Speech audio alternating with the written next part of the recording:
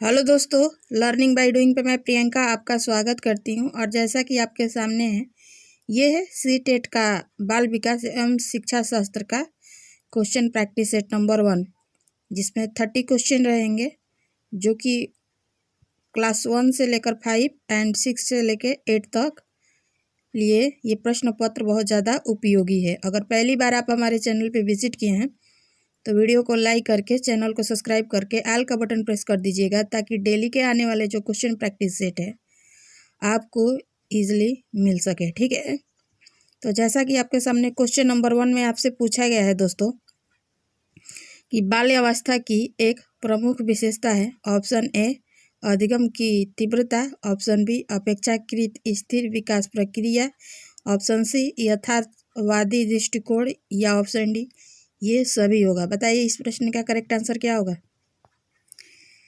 तो इस प्रश्न का करेक्ट आंसर ऑप्शन डी हो जाएगा कि ये सभी होगा। ठीक है, बाल्यावस्था की प्रमुख विशेषताएं। क्वेश्चन नंबर 2 है कि नैमित्तिक अनुबंधन को अन्य किस नाम से जाना जाता है। ऑप्शन ए शास्त्रीय अनुबंधन, ऑप्शन बी पावलोवियन अनुबंधन, ऑप्शन सी प्राचीन अनुबंधन, या ऑप्शन डी क्रिया प्रस्तुत अनुबंधन के नाम से। बताएं इस प्रश्न का करेक्ट आंसर क्या होगा। तो इसका करेक्ट आंसर ऑप्शन डी हो जाएगा कि इसे क्रिया प्रस्तुत अनुबंधन कहते हैं। ठीक है, नैमित्तिक अनुबंधन को अन्य नाम से। क्वेश्चन नंबर 3 है आपके सामने कि ऐसे बुद्धि परीक्षण जिसमें भाषा का प्रयोग किया जाता है किस नाम से जाना जाता है। ऑप्शन ए निष्पादन बुद्धि परीक्षण, ऑप्शन बी शाब्दिक बुद्धि परीक्षण, ऑप्शन सी प्रक्षेपी परीक्षण, या ऑप्शन डी इनमें से कोई नहीं। बताएं। तो दोस्तों इसका करेक्ट आंसर ऑप्शन बी हो जाएगा कि उसे शाब्दिक बुद्धि परीक्षण कहते हैं। क्वेश्चन नंबर 4 है कि बालकों में सोचने की योग्यता सफल जीवन के लिए आवश्यक है। निम्न में से यह किसका मत है। ऑप्शन ए पियाजे, ऑप्शन बी क्रो और Crow, option C Skinner, option D Pavlov. बताएं इस प्रश्न का करेक्ट आंसर क्या होगा। तो इस प्रश्न का करेक्ट आंसर ऑप्शन बी हो जाएगा कि क्रो और क्रो का जो है ये मत है कि बालकों में सोचने की योग्यता सफल जीवन के लिए आवश्यक है। क्वेश्चन नंबर 5 है कि सामाजिकरण प्रक्रिया के प्रारंभ होने की अवस्था है। शैशवावस्था, ऑप्शन ए बी है वृद्धावस्था, सी है बाल्यावस्था, और डी है युवा अवस्था। बताएं इस प्रश्न का करेक्ट आंसर क्या होगा।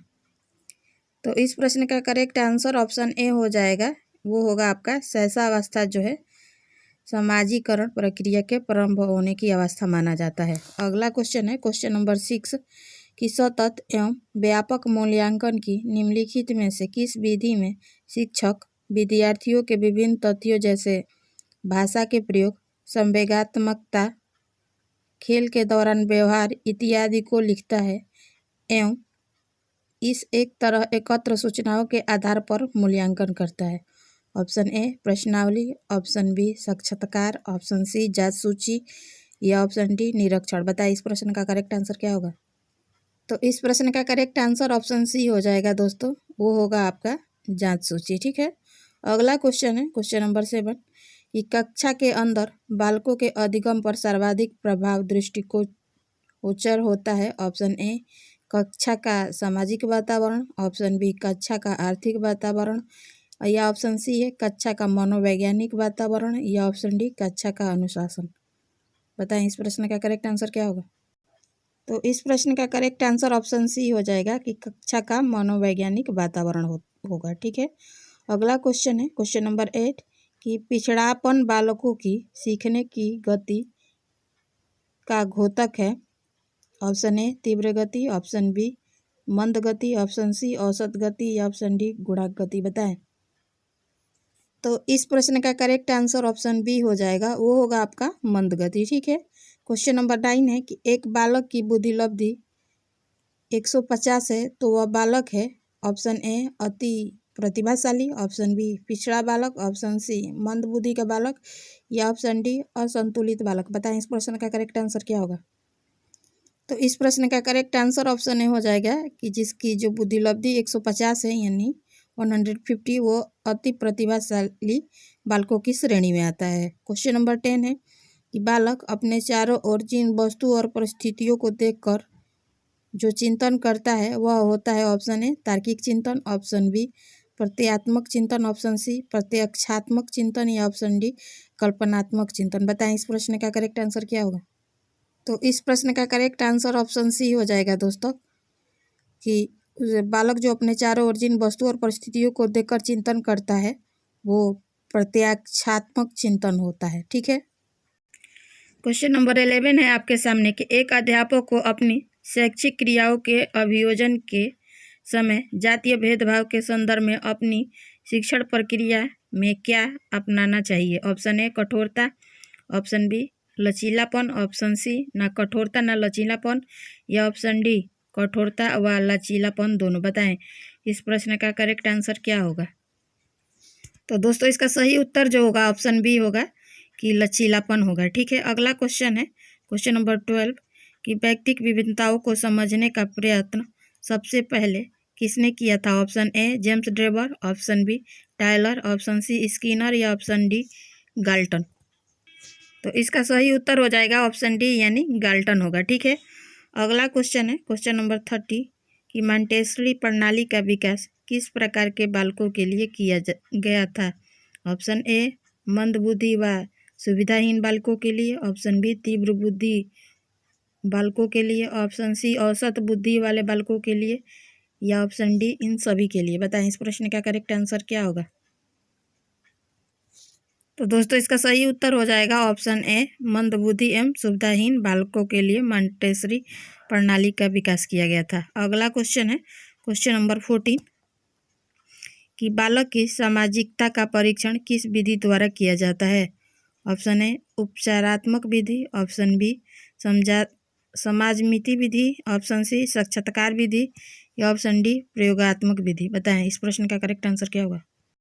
तो इसका करेक्ट आंसर ऑप्शन बी हो जाएगा, वो हो जाएगा कि समाजमिति विधि होगा। ठीक है। अगला क्वेश्चन है क्वेश्चन नंबर 50 आपके सामने कि विकास जीव और उसके वातावरण की अंतक्रिया का प्रतिफल है जिसका यह कथन किसका है।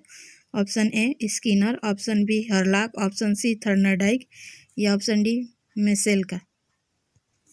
तो इसका सही उत्तर ऑप्शन ए हो जाएगा कि स्किनर के द्वारा जो है विकास के बारे में यानी जीव और उनके वातावरण की अंतक्रिया का प्रतिफल है, ये कथन है। ठीक है। अगला क्वेश्चन है क्वेश्चन नंबर 16 कि किसी दूसरी वस्तु के बजाय एक ही वस्तु पर चेतना को केंद्रित करना कहलाता है। ऑप्शन ए अधिगम, ऑप्शन बी पर्यावरण, ऑप्शन सी ध्यान या ऑप्शन डी अपरिपक्वता। तो इसका सही उत्तर हो जाएगा ऑप्शन सी कि किसी दूसरे वस्तु के बजाय एक ही वस्तु पर चेतना को केंद्रित करना आपका ध्यान कहलाता है। ठीक है। अगला क्वेश्चन है क्वेश्चन नंबर 70 आपके सामने है कि निम्नलिखित में से किसको एक अभिप्रेरित शिक्षण का संकेतक माना जाता है। ऑप्शन ए कक्षा में अधिकतम उपस्थिति, ऑप्शन बी शिक्षक द्वारा दिया गया उपचारात्मक कार्य, ऑप्शन सी विद्यार्थियों द्वारा प्रश्न पूछना या ऑप्शन डी कक्षा में एकदम खामोशी। बताएं इस प्रश्न का करेक्ट आंसर क्या होगा। तो इस प्रश्न का करेक्ट आंसर ऑप्शन सी हो जाएगा कि विद्यार्थियों द्वारा प्रश्न पूछना होगा। ठीक है।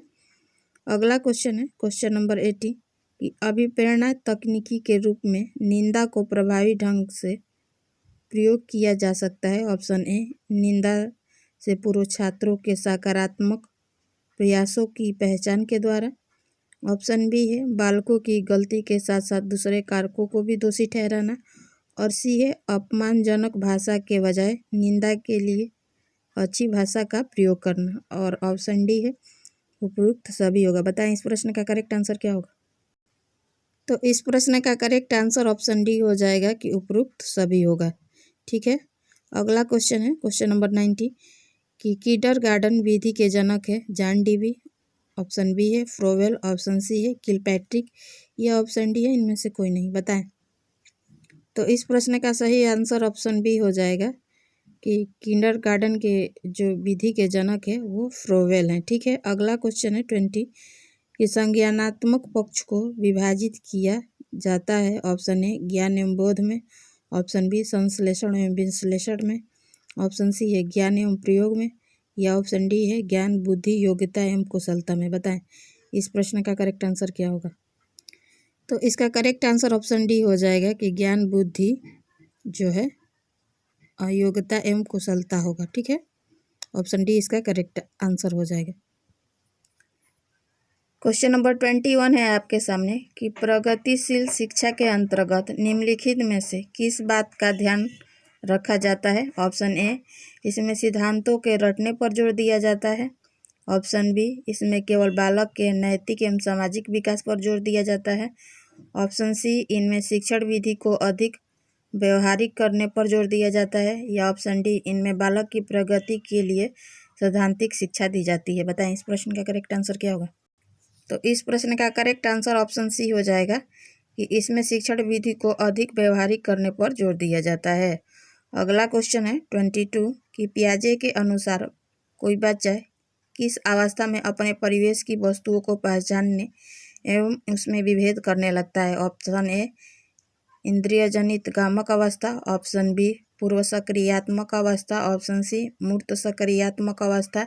या ऑप्शन डी, अमूर्त सक्रियात्मक अवस्था। बताएं इस प्रश्न का करेक्ट आंसर क्या होगा। तो इसका सही उत्तर ऑप्शन बी हो जाएगा कि पूर्व सक्रियात्मक अवस्था में कोई बच्चा जो है अपने परिवेश की वस्तुओं को पहचानने और उसमें विभेद करने लगता है। ठीक है, अगला क्वेश्चन है क्वेश्चन नंबर 23 कि विकास कभी न रुकने वाली यह एक प्रक्रिया है। तथ्य संबंधित है। ऑप्शन ए, निरंतरता के सिद्धांत से। ऑप्शन बी, व्यक्तिक अंतर के सिद्धांत से। ऑप्शन सी, विकास क्रम की एक रूपता के सिद्धांत से। या ऑप्शन डी, एकीकरण के सिद्धांत से। बताएं इस प्रश्न का करेक्ट आंसर क्या होगा।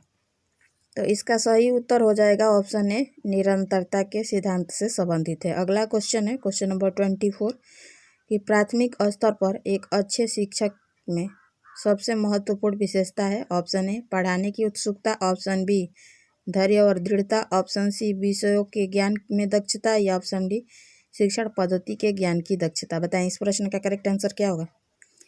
तो इस प्रश्न का करेक्ट आंसर ऑप्शन बी हो जाएगा कि धैर्य और दृढ़ता होगा। ठीक है, अगला क्वेश्चन है क्वेश्चन नंबर 25 कि आपकी कक्षा का एक छात्र कक्षा में प्रतिदिन अनुशासनहीनता करता है। आप इस समस्या के समाधान हेतु निम्न में से क्या उपाय अपनाएंगे। ऑप्शन ए, स्कूल से उसका नाम कटवाने के लिए प्रधानाचार्य से कहेंगे। ऑप्शन बी, छात्र को रोज पीटेंगे जब तक कि वह कक्षा में अनुशासनहीनता करना नहीं छोड़ देता। और ऑप्शन सी है, इसको इलाज के लिए किसी अच्छे मनोचिकित्सक के पास लेकर जाएंगे। या ऑप्शन डी, उसके वंशानुक्रम तथा वातावरण का पता लगाकर उसकी सही दिशा में मार्गदर्शन करेंगे। बताएं इस प्रश्न का सही उत्तर क्या है। तो इस प्रश्न का सही उत्तर हो जाएगा ऑप्शन डी कि उसके वंशानुक्रम तथा वातावरण का पता लगाकर उसका सही दिशा में मार्गदर्शन करेंगे। ठीक है, अगला क्वेश्चन है क्वेश्चन नंबर 26 कि पिछड़ापन बालकों के व्यक्तित्व की विशेषता है। ऑप्शन ए, दार्शनिक। ऑप्शन बी, आर्थिक। ऑप्शन सी, मनोवैज्ञानिक। ऑप्शन डी, राजनीतिक। बताएं। तो दोस्तों इसका सही उत्तर हो जाएगा ऑप्शन सी यानी मनोवैज्ञानिक होगा। ठीक है, अगला क्वेश्चन है 27 निम्नलिखित में से कौन जन्म पूर्व मानसिक मंदिता का कारक नहीं है। ऑप्शन ए, आकस्मिक मस्तिष्क क्षति। ऑप्शन बी, औषधि। ऑप्शन सी, विकिरण। या ऑप्शन डी, आनुवंशिकी। तो इसका करेक्ट आंसर ऑप्शन ए हो जाएगा, वो होगा आपका आकस्मिक मस्तिष्क क्षति जो है आपका नहीं होगा। अगला क्वेश्चन है 28 अधिगम अक्षम बालकों में पाई जाती है। ऑप्शन ए, निम्न मनोवैज्ञानिक दशाएं। ऑप्शन बी, उच्च मनोवैज्ञानिक दशाएं। ऑप्शन सी, सामान्य मनोवैज्ञानिक दशाएं। या ऑप्शन डी, विशिष्ट मनोवैज्ञानिक दशाएं। बताएं इस प्रश्न का सही उत्तर क्या होगा। तो इसका सही उत्तर हो जाएगा ऑप्शन ए, निम्न मनोवैज्ञानिक दशाएं होंगी। ठीक है, अगला क्वेश्चन है 29 कि जब कोई बच्चा अपनी समस्या का समाधान स्वयं करने लगता है तो उनमें निम्न में से क्या गुण विकसित हो जाती है। ऑप्शन ए, वैज्ञानिक अन्वेषक का। ऑप्शन बी, प्रतिशोध का। ऑप्शन सी, क्रोध का। या ऑप्शन डी, समस्या का। तो इस प्रश्न का सही आंसर हो जाएगा ऑप्शन ए, मनोवैज्ञानिक अन्वेषक का जो हो जाता है। ठीक है, गुण विकसित होती है। अगला क्वेश्चन है एंड लास्ट क्वेश्चन है 30 कि संज्ञान में अनुप्रयोग का विशेष महत्व है क्योंकि यह आवश्यक है। ऑप्शन ए, बच्चों के पूर्व ज्ञान की जांच करने में। ऑप्शन बी, बच्चों का मूल्यांकन करने में। ऑप्शन सी बच्चों में भय की दशा उपस्थित करने में, या ऑप्शन डी है बच्चों में क्रोध की भावना जागृत करने में। बताएं इस प्रश्न का करेक्ट आंसर क्या होगा। तो इस प्रश्न का सही उत्तर हो जाएगा ऑप्शन ए कि बच्चों के पूर्व ज्ञान की जांच करने में। ठीक है, और इस तरह आपके 30 क्वेश्चन का जो सीरीज नंबर 1 है कंप्लीट होता है। वीडियो पसंद आए तो चैनल को लाइक, शेयर और सब्सक्राइब जरूर करें। Thank you for watching my video.